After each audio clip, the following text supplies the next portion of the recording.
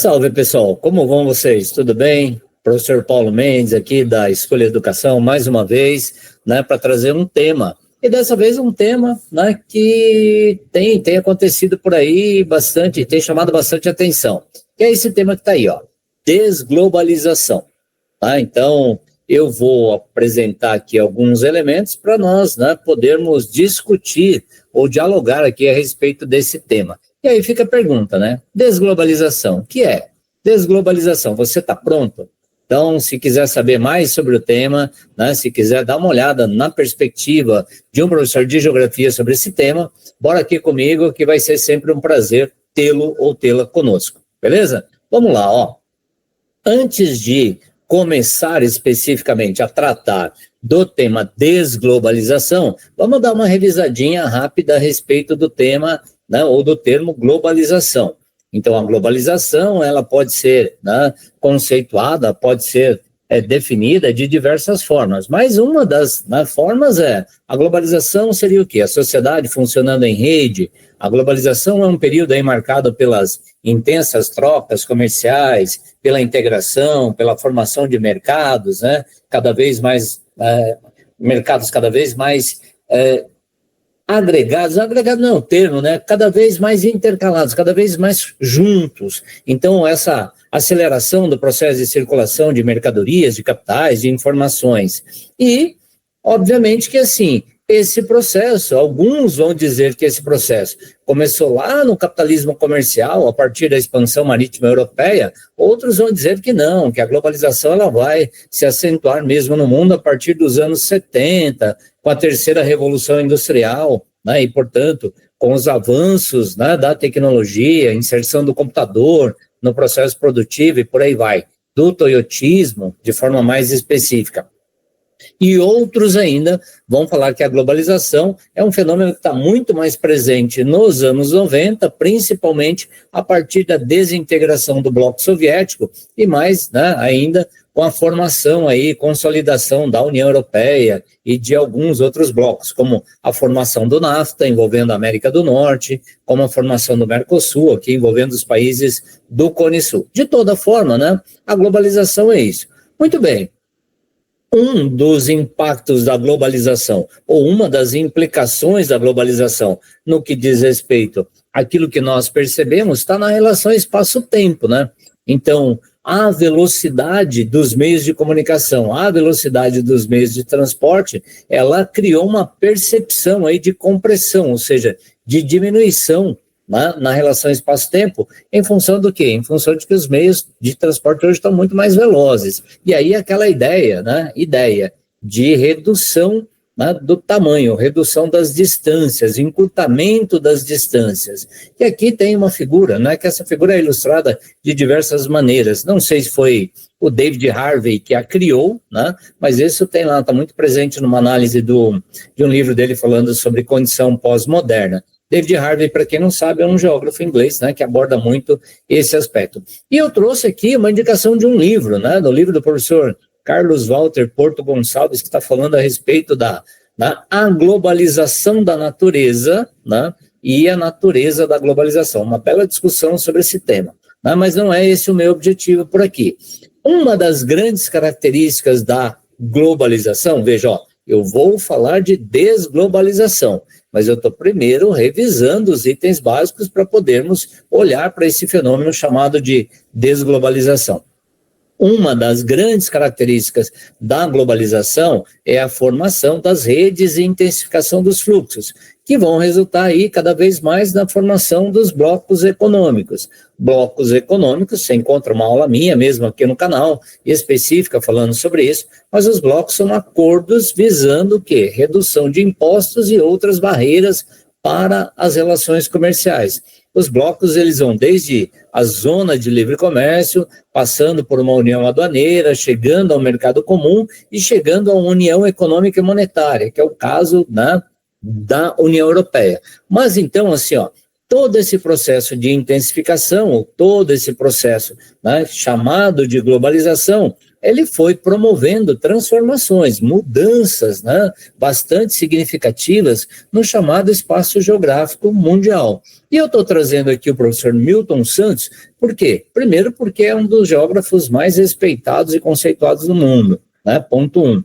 Segundo, que foi uma das pessoas, né, que mais abordou, né, a chamada processo de globalização a partir de onde? Né, a partir do chamado lado de cá. Quem é o lado de cá da globalização, de acordo com o professor Milton Santos? São aqueles países, aquelas áreas, né, excluídas, são aqueles países chamados de subdesenvolvidos, ou são aqueles países que, em função de diversos processos, não conseguiram se inserir, né, totalmente na chamada globalização.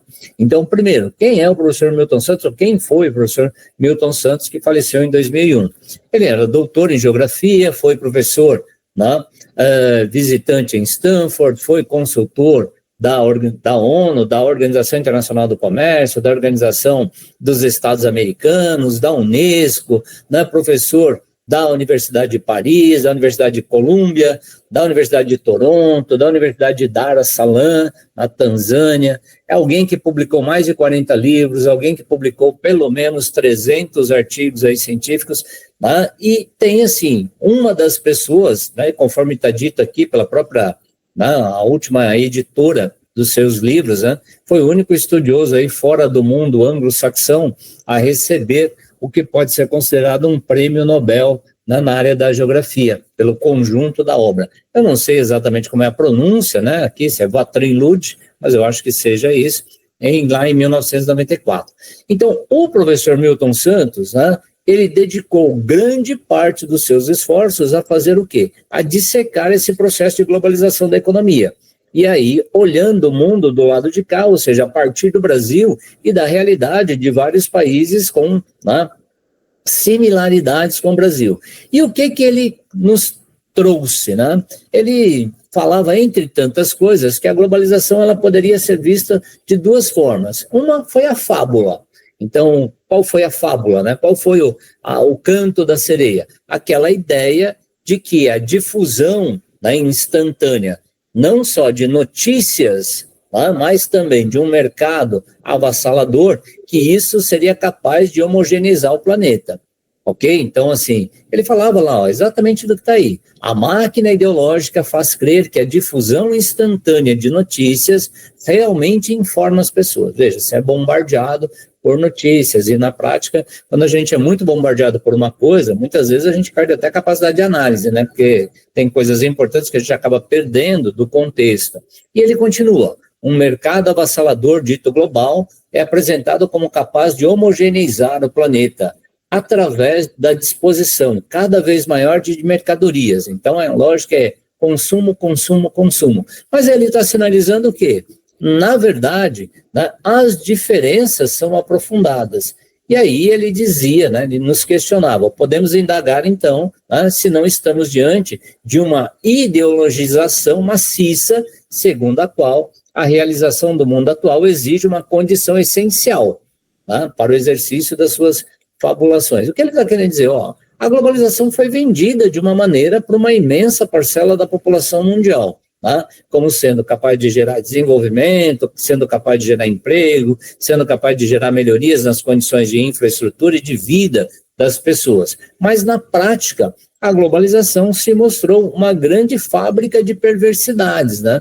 E aí ele traz lá nos seus escritos, lá no final, estou citando dois deles, mas tem, né, pelo menos uma entrevista dele que você mesmo pode acessar, já posso indicar agora, né, que é O Mundo Visto do Lado de Cá, uma entrevista do professor Milton Santos ao cineasta Silvio Tendler, né, falando especificamente dos efeitos da globalização.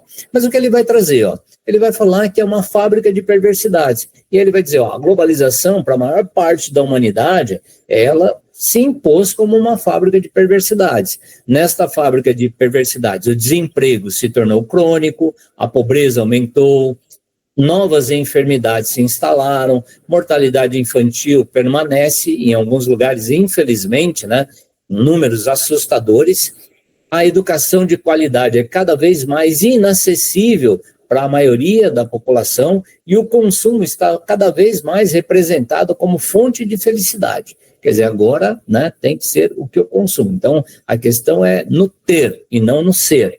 A perversidade sistêmica está relacionada à adesão desenfreada aos comportamentos competitivos que atuam e caracterizam as ações hegemônicas. Bom, o professor Milton Santos está fazendo uma grande crítica, né? Todo o seu trabalho é de uma grande crítica a esse modelo de globalização. Ele não estava nem falando de, né, abolir a globalização. Ele trabalhava com a ideia de que outra globalização seria possível, mas também, né, para falar disso em outras bases, e não nessas, né, só de integração comercial, que não seja, que não fosse pautada, por exemplo, pela integração efetiva, pela redução das desigualdades, pelas melhorias de maneira geral.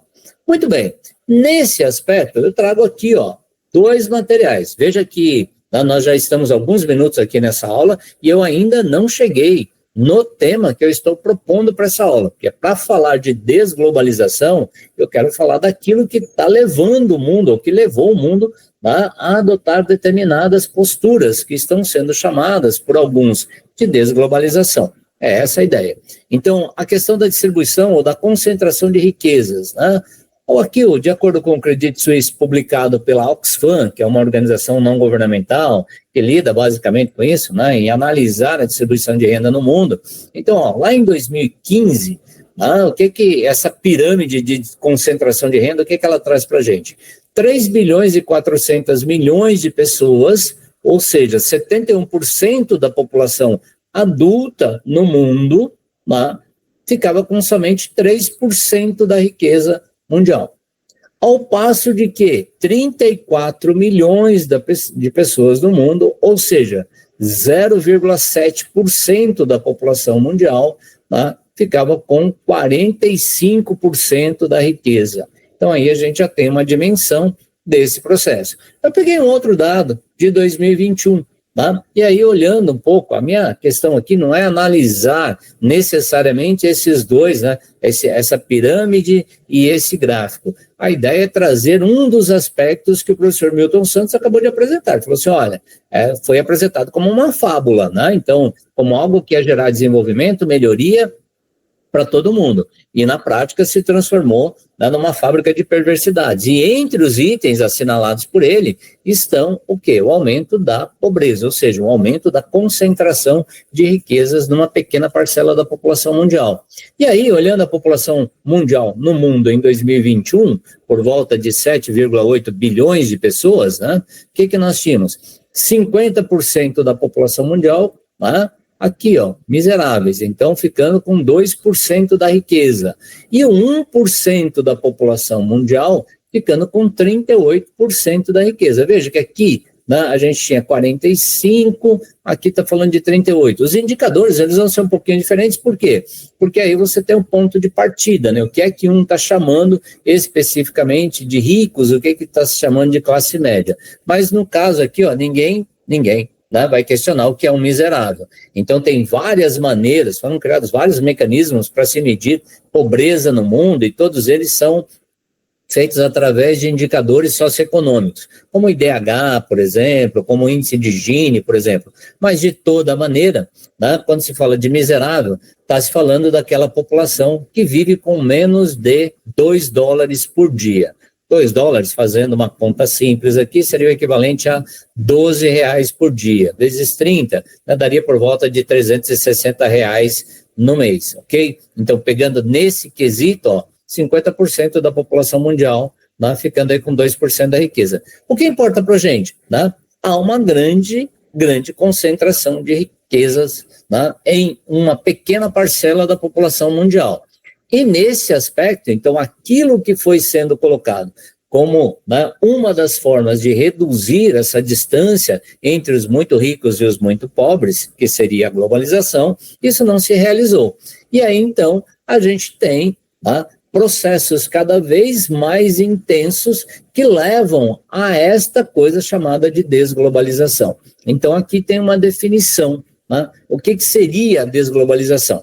um processo complexo. Complexo, gente, não quer dizer necessariamente que seja difícil, né? Complexo, para você que está aí, ó, atenção, tá? Lembrete, complexo é aquilo que tem muitas interligações. Então, não existe absolutamente maneira simplista, simplória, simples, né, de você abordar esses processos. Você tem que olhar para eles e olhar que assim, ó, tem várias formas de abordagem, tem várias análises, tem vários interesses em jogo. Aqui a ideia é que você possa, pelo menos, compreender isso. Então, ó, é um processo que se refere ao quê? A redução da interdependência, a redução da integração entre países em diversas áreas, mas principalmente na questão da economia, do comércio, da política e da cultura, que é um movimento que seria o quê? A desglobalização seria algo, um movimento contrário à globalização que se intensificou aí nas últimas décadas. Então, vamos lembrar, ó, esse processo seria uma fragmentação.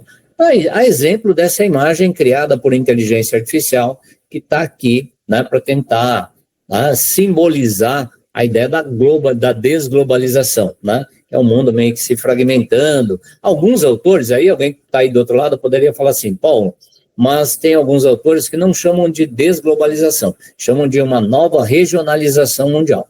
É verdade, tem mesmo alguns autores que tratam a respeito disso, mas nesse caso aqui, né, eu estou nesta vertente, na vertente da desglobalização. E aí, então, ó, quais seriam as características, né, desse processo? Primeiro, uma redução aí do comércio, uma diminuição do fluxo de bens e serviços entre os países. Isso graças a quê? Ao aumento do protecionismo, ao aumento das barreiras comerciais. Se nós olharmos para vários lugares do mundo, e daqui a pouco vou apresentar mais coisas sobre esse aspecto, né? Mas só olharmos, por exemplo, a ascensão ao poder do Donald Trump nos Estados Unidos e a imposição de sobretaxas, de outras tarifas e por aí vai. Então, né, adoção cada vez maior pelos países de um protecionismo. Outra coisa, relocalização da produção. Então, aquela ideia de reindustrialização de alguns países. Nós sabemos que, principalmente em grande parte dos chamados países mais desenvolvidos, a exemplo dos Estados Unidos e países europeus, lá nos anos 70, final dos anos 70, mas principalmente a partir dos anos 90, muitas fábricas saem desses territórios e vão procurar outros lugares do mundo, a exemplo da China, a exemplo do Sudeste Asiático, a exemplo dos chamados tigres asiáticos, para a gente ilustrar aqui. Então, a ideia está se colocando aí de um retorno dessas empresas e indústrias aos seus países de origem. O Donald Trump, mesmo que eu citei aqui agora há pouco, tem falado sobre isso, né? Que vai reindustrializar os Estados Unidos. E aí, você tem uma questão a ser discutida. Tem várias questões a serem discutidas aí. Mas uma delas é em relação à cadeia, né, de suprimentos, se isso vai ser possível ou não. Uma outra coisa, fortalecimento das chamadas políticas nacionais. Então, priorização de políticas econômicas e sociais voltadas para o mercado interno, voltadas para a autonomia nacional. E aí isso vai se traduzir para muitos países numa espécie meio que de isolacionismo, quer dizer, eu estou me afastando, né, de determinadas situações com outros. Essa divisão, né, do mundo em chamados blocos econômicos, na realidade, assim, não necessariamente, né, você tem só a coisa do bloco em si, mas você tem, né, a estruturação em grupos, então em acordos, ok? E aí você tem, hoje em dia, o quê? Vários exemplos, eu vou exemplificar daqui a pouco aqui, mas só para dar uma situação específica, né? Os Estados Unidos foram os articuladores da criação do Tratado Transpacífico, ok? E o Donald Trump, quando ele foi eleito lá em 2016 e assumiu em 2017, ele foi o primeiro a tirar os Estados Unidos desse acordo. Quer dizer, então a questão dos blocos, né, se a gente for olhar, a própria saída do Reino Unido da União Europeia tem muito a ver com isso também. Essa ênfase em segurança nacional, então priorizar a questão da segurança, né, e da defesa em prejuízo aí da cooperação e do multilateralismo. É aquela ideia de que, olha, todos nós vamos, cada um, né, de nós, olharmos para nós mesmos. Então você tem a questão da segurança interna, né, e aí tem a ver com aquelas políticas, né, antiterror, principalmente a partir de 2001, mas que isso vai se multiplicar, vai se expandir para outros países, né? Aquela ideia de que o meu território, nesse momento, ele é mais interessante. Então, né, entre a defesa do meu território e ampliar uma cooperação, ampliar as ações multilaterais, eu estou ficando com olhar o meu território. Causas, né? Causas desse processo, ou sintomas desse processo. Então, até aqui, galera, ó, seguinte, tá? Vou dar uma paradinha aqui, porque eu vou trabalhar com esse aspecto. Então, se você eventualmente viu até aqui, tem alguma coisa que você não entendeu, tem alguma coisa que você quer esclarecer, vai aí no comentário do vídeo, né, faz o seu comentário que eu vou ficar felizão aqui em ler aquilo que você escreveu, né, e em poder responder a você.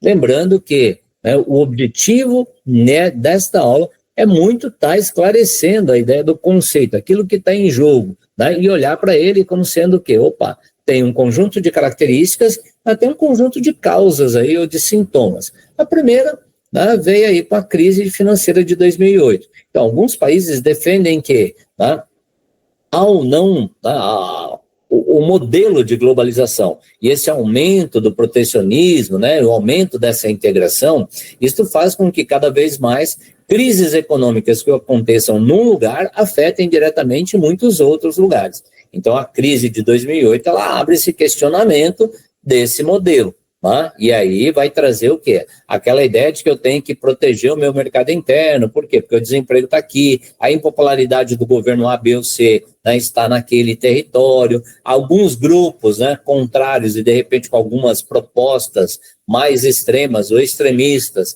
né, estão acontecendo em vários pontos do território.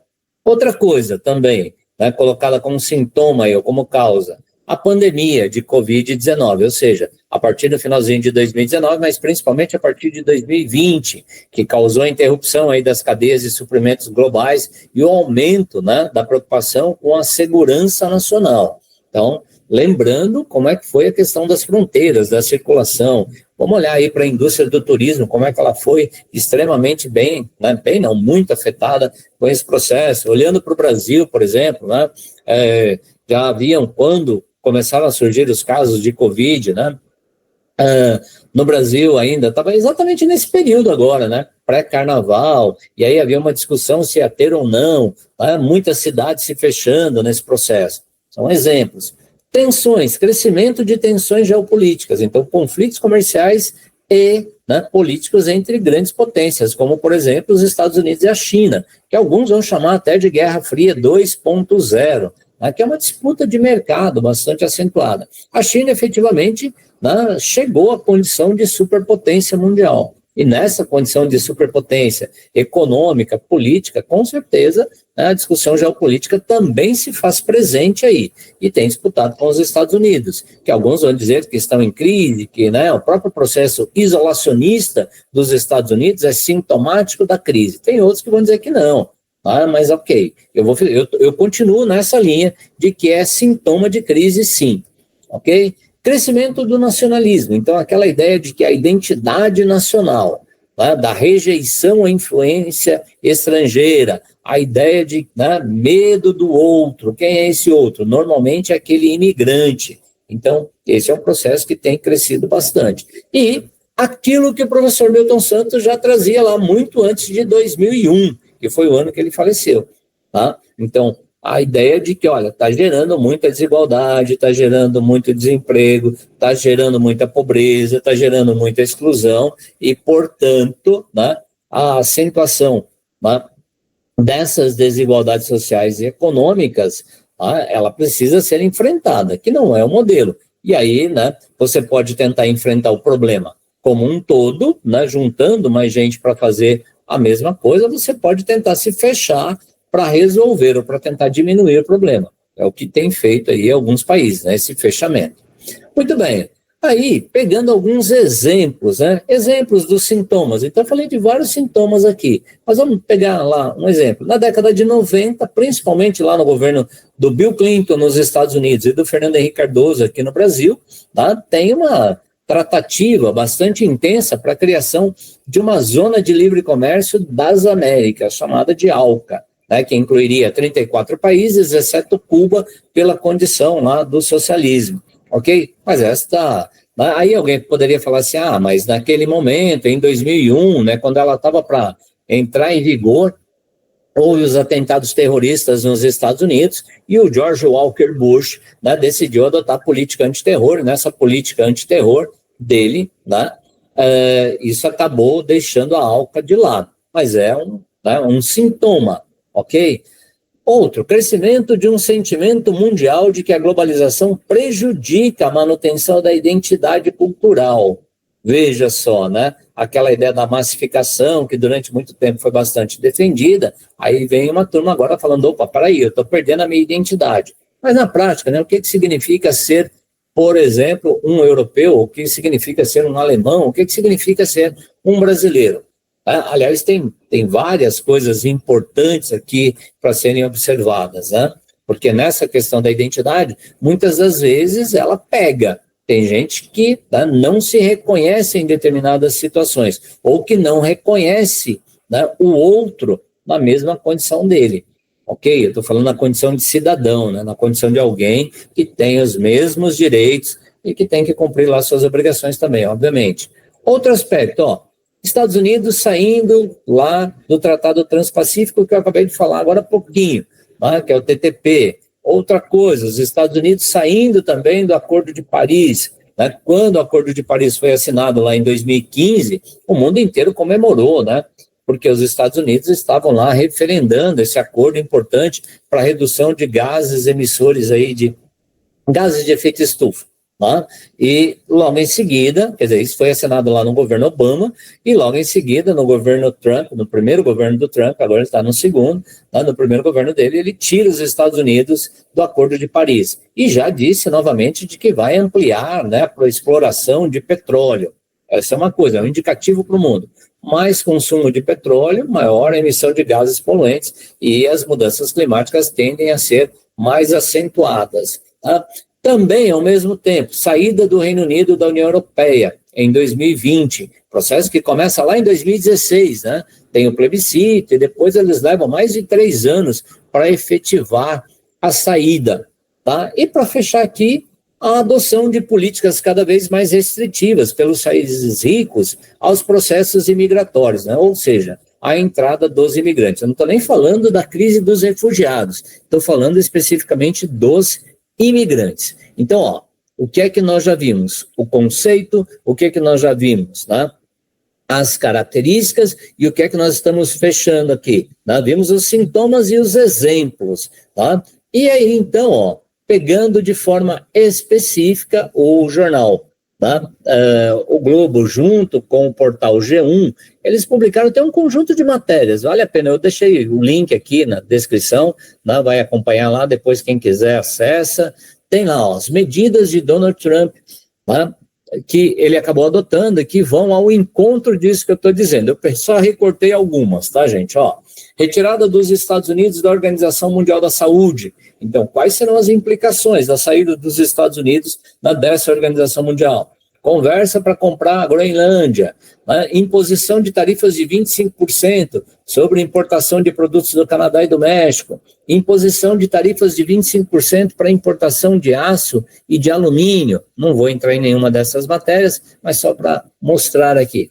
Decreto para impor tarifa de 10% sobre os produtos da China, retirada dos Estados Unidos do Conselho de Direitos Humanos da ONU, pressão sobre o Panamá, né, por um acordo com a China e o Canal do Panamá. Na realidade, pressão para que o Panamá saia do acordo que ele tinha, né, já anunciou que ia sair do acordo que ele tinha com a China, né, no projeto Cinturão em Rota, que é o grande projeto da China, né, nos últimos tempos. Então, você tem aqui, a gente tem um conjunto de itens, né, pensando no item imigração, né, acabei de falar agora há pouco sobre a questão aí da imposição de um conjunto de regras cada vez mais restritivas. E não são só os Estados Unidos, por favor. Veja lá, na Europa isso tem acontecido também de maneira bem significativa. Né? Então, ó, declaração de emergência na fronteira com o México, um pacote para combater a imigração, envio de tropas para a fronteira, estabelecimento de meta para prisões de imigrantes ilegais, imposição de tarifas de 25% à Colômbia,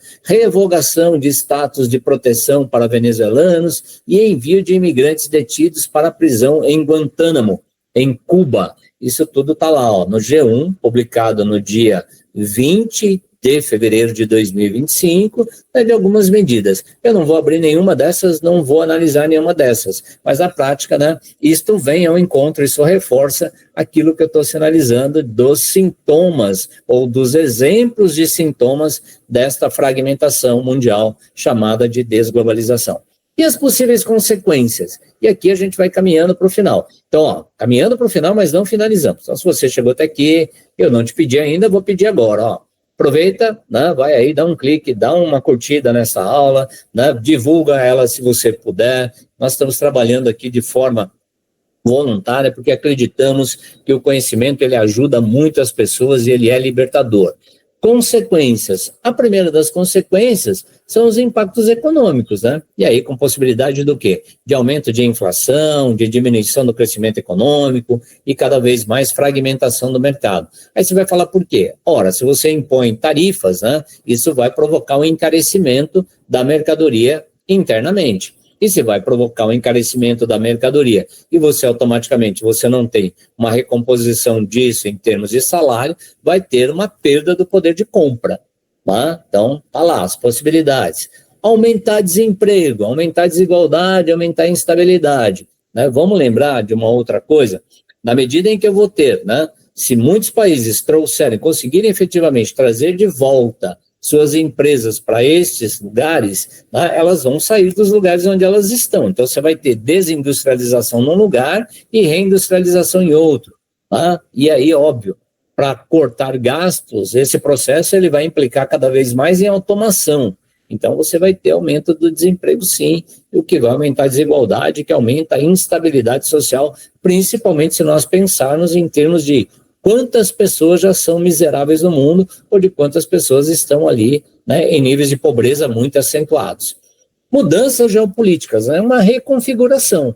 Aí alguém vai falar assim, mas a geopolítica nada mais é do que aquela ciência que busca analisar as estratégias adotadas pelos países, né, para atingirem seus objetivos. E, portanto, na geopolítica o tempo inteiro você tem, né, composição e reconfiguração de alianças internacionais.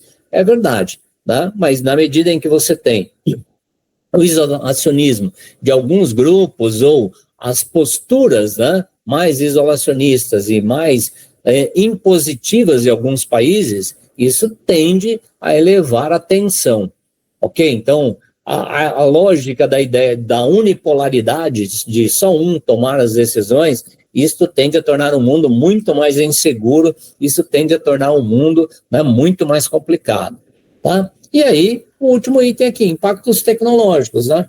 Aí alguém falaria assim, mas por que uma desaceleração? Vamos pensar o seguinte, tá? Na medida em que você tem países sendo parceiros uns dos outros, né, e vários países investindo aqui e acolá, quando você tem essa redução desse investimento, você tem, por exemplo, impactos significativos. Tá? Eu hoje mesmo acabei de ler uma matéria, né, hoje é dia 26 de fevereiro de 2025, acabei de ler uma matéria falando sobre a dificuldade de um projeto aqui da Universidade de São Paulo para conseguir manter uma bolsa que é da Fundação Fulbright. Né? Por quê? Porque como o governo Trump, né, ele determinou algumas regras específicas para financiar projetos, né? O projeto que era financiado aqui, que estava sendo desenvolvido aqui, ele usa algumas palavras que, dentro daquilo que foi instituído pelo governo estadunidense, não é possível de aprovar. Então, você tem aí essa possibilidade, né? Outra coisa, vamos pensar o seguinte, qual vai ser o impacto, né, no desenvolvimento de medidas para combate a doenças com a saída dos Estados Unidos da Organização Mundial da Saúde? Qual será o impacto, por exemplo, né, de várias ações que acontecem no mundo, no campo humanitário, no campo de apoio aos países mais pobres, com a, né, desintegração, eliminação da USAID, ou seja, dos Estados Unidos, né, da Organização dos Estados Unidos, que faz cooperação com vários países do mundo no sentido de tentar reduzir pobreza, entre outras coisas. E também, né, desacelerar a difusão de novas tecnologias. Se o processo vai ficar mais interno, estas são as possíveis consequências. E aí, então, chegamos ao final. antes de finalizar isso aqui, né, a minha pergunta é, você está pronto para esse processo? Como é que você está vendo esse processo? Né? Como é que você tem acompanhado essa discussão? Ou, de repente, você vai dizer assim, eu não estou acompanhando nada, eu não vi nada. Então, conta aí um pouco, né, como é que você está nessa situação. E eu quero deixar aqui, duas leituras, né, uma leitura e um documentário, para você se inserir, se não está inserido ainda, de forma mais acentuada na leitura do professor Milton Santos, na obra do professor Milton Santos e no conhecimento dele, né, sobre ele. O Encontro com Milton Santos, O Mundo Global Visto do Lado de Cá, né, que é um filme do Silvio Tendler. Você encontra facilmente isso no YouTube. E um dos livros dele, né, do Milton Santos, da Maria Adélia e da Maria Laura, que são os organizadores, que é Território, Globalização e Fragmentação. Tá certo? Então fica a dica, muito obrigado aí pela sua companhia até aqui, espero que você tenha curtido, né? Olha, já disse lá no começo e vou repetir, né? É um tema complexo, então se é um tema complexo, às vezes é necessário que a gente tome contato com ele, dê um tempinho para ter uma maturação desse tema, para depois ir olhando com atenção. Mas fica a dica aí para que você acompanhe, porque esse é um tema extremamente atual, tá certo? Muito obrigado pela sua presença, participação aqui comigo até agora, né? Bons estudos para você e até um próximo encontro nosso. Valeu, tchau, tchau.